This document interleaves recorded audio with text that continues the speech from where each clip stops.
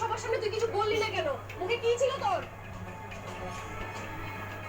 এই তো সেই বাবা যাকে আমি এই ম্যাপটা দেখার জন্য সবাই শুনতে হবে। খুঁজছি।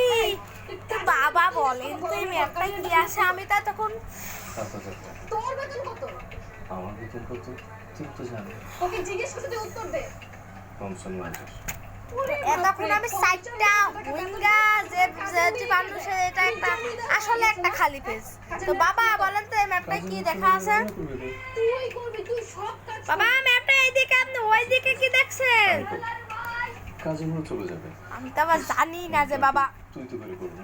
চোখে দেখেন না, ইশারায় বলতে বাবা ভুলে গেছো যে এই ম্যাপটা দেখেন, দেখে বলেন যে কি আছে।